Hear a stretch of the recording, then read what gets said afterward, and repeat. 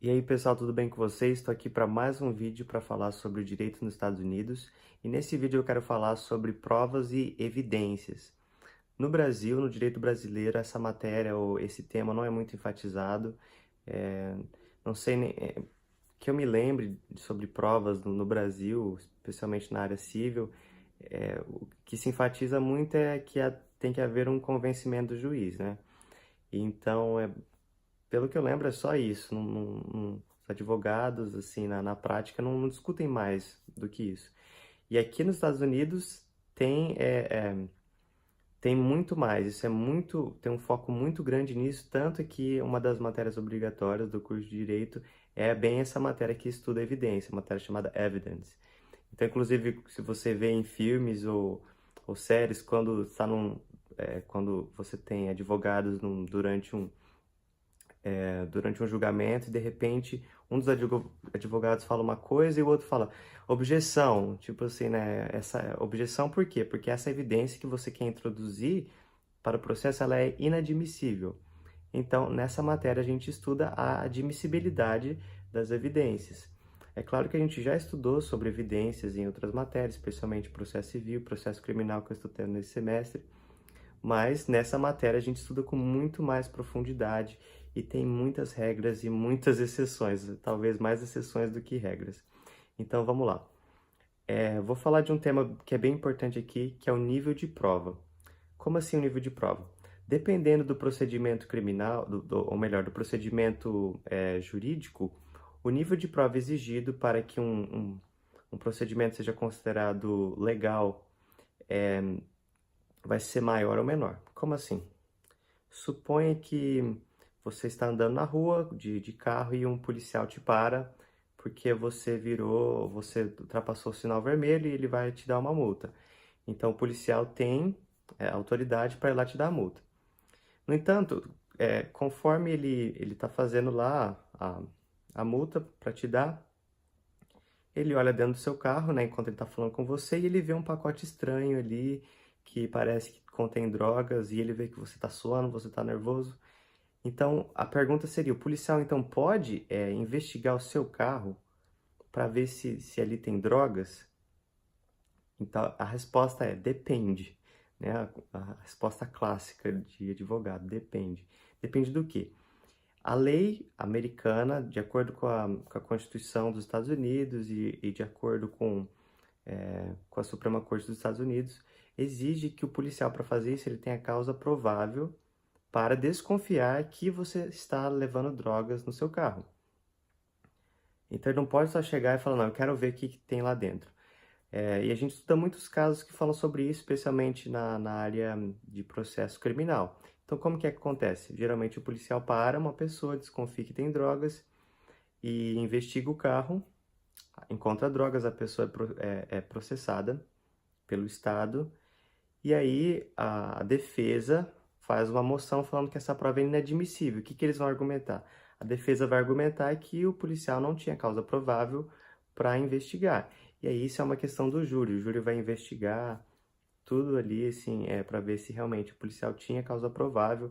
E às vezes, mesmo assim, sob um ponto de vista real, todo mundo sabe que ele tinha, porque o policial foi lá e viu.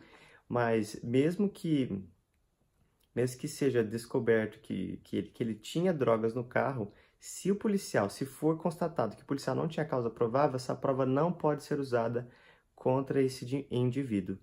Então, aí que está a importância dos níveis de prova. Então, causa provável é digamos assim, é um padrão mediano, não é muito exigente. Você tem causa provável, não significa que você tinha certeza absoluta.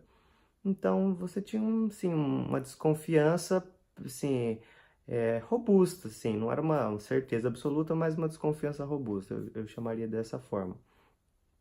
Outro exemplo em que, e nesse exemplo, nesse cenário factual que eu vou descrever, vocês vão poder perceber a diferença, que é a diferença grande entre o processo civil e o processo criminal aqui nos Estados Unidos.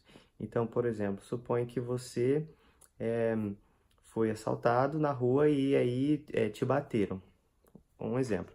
Então depois pegaram o bandido, tá tranquilo, e você resolve processar o bandido na causa civil, por um ilícito que se chama aqui nos Estados Unidos de battery. Seria uma espécie de agressão física. Então aqui você pode processar alguém por agressão física para recuperar pelos danos. Suponha que você quebrou um dente ou você teve que fazer uma cirurgia, essas coisas. Esses danos, ou até mesmo danos morais, chama pain and suffering, que é o sofrimento que tudo isso te causou. Você pode processar, então, esse indivíduo na esfera civil. Só que aí, o que você tem que provar? Quais são os elementos dessa causa civil de agressão? Bom, os elementos você teria que provar que a pessoa realmente bateu, que esse toque da pessoa, né, essa batida da pessoa em você não foi consentida, e você tem que provar que foi intencional.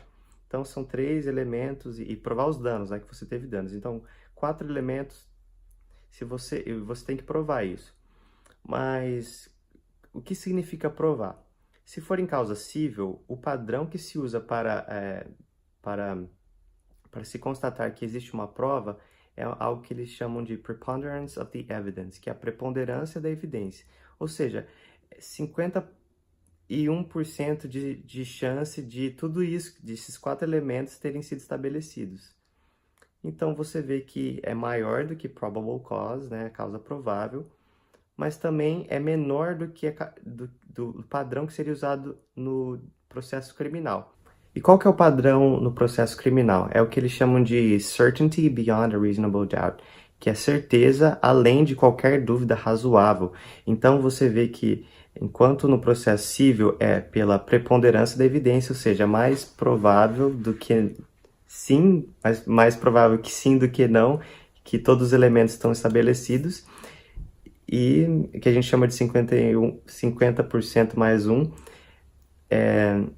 enquanto que no caso criminal seria um padrão mais elevado que existe em todo o direito americano. Então você tem que provar além de qualquer dúvida razoável. Então, digamos assim, a gente tem 95% de certeza de que esse cara, de que os fatos, todos esses fatos estão comprovados. Quais fatos? O fato de que ele te bateu, o fato de que isso te causou danos, o fato de que esse toque da pessoa, esses socos que você deve ter levado, não foram consentidos, e o fato de que foi intencional. Então, se você provar tudo isso acima de qualquer dúvida razoável, então esse cara pode ser condenado criminalmente. Então, o Estado, a parte que os promotores que vão te processar, no caso, numa causa criminal, eles têm que provar todos os mesmos elementos, só que na esfera criminal, só que com a certeza acima de qualquer dúvida razoável. Então, por exemplo, suponha que esse cara é processado primeiro numa vara criminal, numa causa criminal, e ele perde e ele é condenado. Tá. Então, depois você resolve processar o cara na vara civil. Como já foi provado todos os elementos dessa causa de agressão no padrão mais elevado que existe no direito americano, você não vai precisar provar esses elementos mais, você vai ter uma espécie de prova emprestada. Mas agora, se for o oposto, se você ganhou na causa civil uma causa contra eles de agressão, o Estado não pode emprestar essa prova. Por quê? Porque o padrão do direito criminal é muito mais elevado do que o padrão do direito civil. Então, você não pode emprestar da causa civil para a causa criminal, mas você pode emprestar da causa criminal para a causa civil. Então é isso, pessoal. Tem mais um monte de coisa legal sobre esse tema, mas o vídeo já está ficando bem longo. Espero que tenham gostado. Até mais. Tchau.